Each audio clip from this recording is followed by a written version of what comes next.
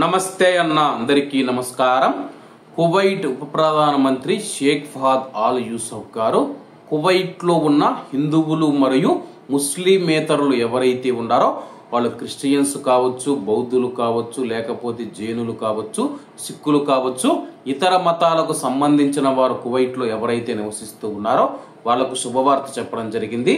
వివరాల్లోకి వెళితే కువైట్లో ముస్లిమేతర మతాలకు చెందిన వారికి ప్రార్థనా స్థలాలను ఏర్పాటు చేయడానికి ఒక ప్రత్యేక సమావేశం జరిగింది. కువైట్ ఉప ప్రధానమంత్రి మరియు మినిస్ట్రీ ఆఫ్ ఇంటీరియర్ మంత్రి అయిన షేక్ ఫహద్ ఆల్ యూసఫ్ గారు ఈ యొక్క సమావేశానికి ఆయన అధ్యక్షత వహించారు.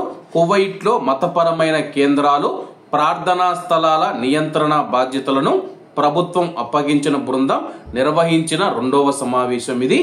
కువైట్ దేశంలో మతపరమైన కార్యక్రమాలను చట్టబద్ధమైన పరిధిలోకి తీసుకురావడం, మతపరమైన విలువల ఏకీకరణ, కువైట్ దేశం యొక్క స్థానాన్ని అంతర్జాతీయంగా బలోపేతం చేయడం వంటి లక్ష్యాలను సాధించే దిశగా కువైట్ ప్రభుత్వం విడుదల చేసిన మార్గదర్శకాల ఆధారంగా ఈ సమావేశం జరిగింది.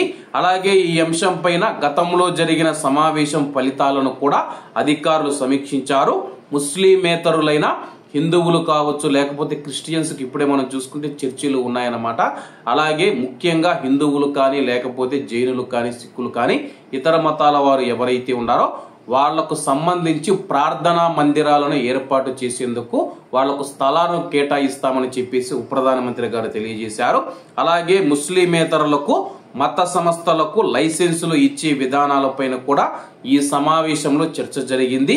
ఈ సమావేశంలో ఇస్లామిక్ వ్యవహారాల మంత్రి మహమ్మద్ ఆల్ వాస్మి గారు, మున్సిపల్ సహాయ మంత్రి అబ్దుల్ లతీఫ్ గారు, న్యాయశాఖ మంత్రి నాజర్ ఆల్ సుమైత్ గారు, ఫత్వా మరియు శాసన విభాగం అధిపతి సలాహ్ ఆల్ మజీద్ తో సహా పలు ప్రభుత్వ ఏజెన్సీలకు సంబంధించిన ప్రతినిధులు పాల్గొనడం జరిగింది.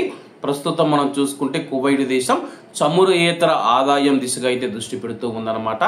అంటే చమురు మీద ఎక్కువ రోజులు ఆధారపడితే గానీ ఇబ్బందులు ఎదురుతాయని చెప్పేసి టూరిజం వైపు దృష్టి పెడుతూ ఉంది. టూరిజాన్ని ఆకర్షించాలంటే కానీ అన్ని మతాలకు సంబంధించిన ప్రార్థనా మందిరాలు కువైట్ లో ఉండాల్సి ఉంటుంది.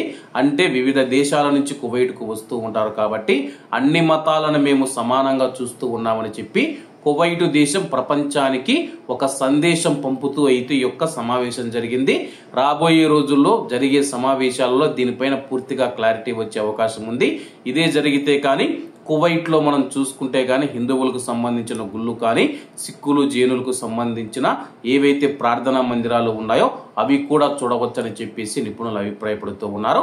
కాబట్టి అందరూ బాగుండాలి, అందులో మనం ఉండాలి. అందరికీ నమస్తే అన్న, జై హింద్.